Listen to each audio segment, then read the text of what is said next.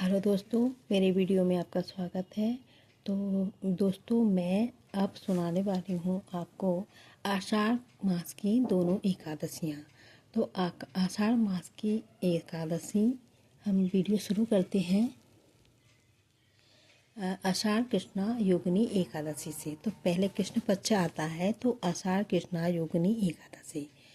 तो भगवान बोले कि हे धर्मराज, अब मैं तुम्हें आषाढ़ कृष्णा एकादशी महात्मा बताऊंगा, जो सो ध्यान से सुनो।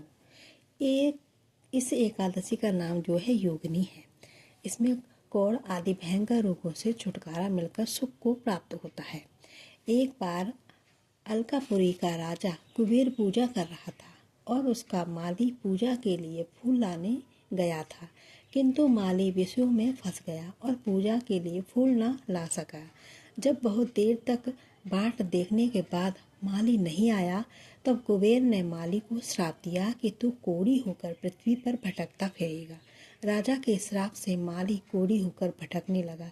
दुखी होकर भगवान से प्रार्थना करने लगा कि हे भगवान, मुझे इस संकट से बचाकर मेरी रक्षा करो। उसके बाद प्रार्थना करने पर प्रभु ने भक्त पर प्रसन्न होकर कहा कि यदि संकट से उद्धार चाहते हो तो आषाढ़ कृष्णा एकादशी का व्रत करो, विधि पूर्वक व्रत करो, जिससे यह रोग दूर हो जाएगा और आप सुख को पाओगे। माली ने आषाढ़ कृष्णा एकादशी का व्रत किया, जिसके कारण माली का कोढ़ जो है दूर हो गया और वह स्वर्ग को चला गया। इस दिन मिश्री का सागर लिया जाता है। तो ये थी आषाढ़ कृष्णा योगिनी एकादशी। तो अब मैं शुरू करती हूँ आषाढ़ शुक्ला देवशयनी एकादशी। 16वां आषाढ़ शुक्ला देवशयनी एकादशी।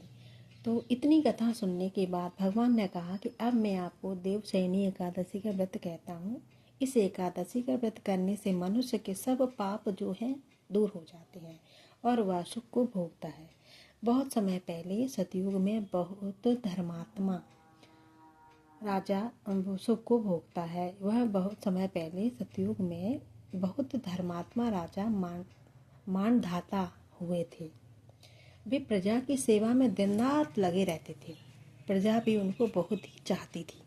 दुर्भाग्य से उनके राज्य में वर्षा न होने के कारण भयंकर सूखा पड़ गया। प्रजा भूखी मरने लगी।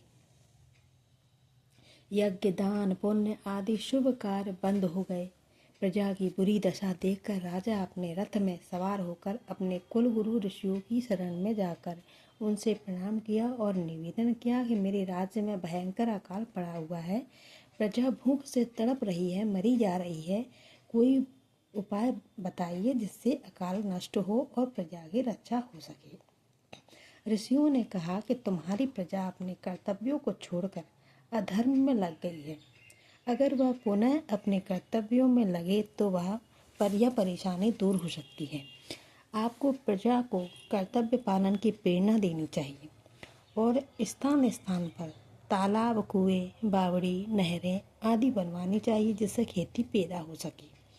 राजा ने ऋषियों की आज्ञा मानकर स्थान स्थान पर कुएं, तालाब, बावड़ी, नहरें आदि बनवाकर अपना कर्तव्य पालन किया और प्रजा के भी कर्तव्य पालन पर ध्यान दिया, जिससे अकाल नष्ट होकर प्रजा को सुख प्राप्त हुआ। इसकी विधि यह है कि एकादशी के दिन भगवान को शयन करावें और जब चातुर्मास बाद तुला राशि पर सूर्य आवे तब इन्हें जगावें। मूर्ति को स्नान कराकर साफ आसन पर स्थापित करें। इसके बाद विधि पूर्वक चंदन, धूप, नैवेद्य, पंचामृत तथा पुष्प आदि से भगवान की पूजा करें। उसके बाद ब्राह्मणों को भोजन कराकर दान दें और विदा करें। फलाहार इसमें क्या होता है? आषाढ़ शुक्ला देवशयनी एकादशी में फलाहार का दाख होती है, उसका सागर लेना चाहिए। तो ये थी आषाढ़ मास की दोनों एकादशियाँ। तो अगले वीडियो में हम फिर मिलेंगे। आपको वीडियो कैसा लगा सब्सक्राइब कीजिए, फॉलो कीजिए।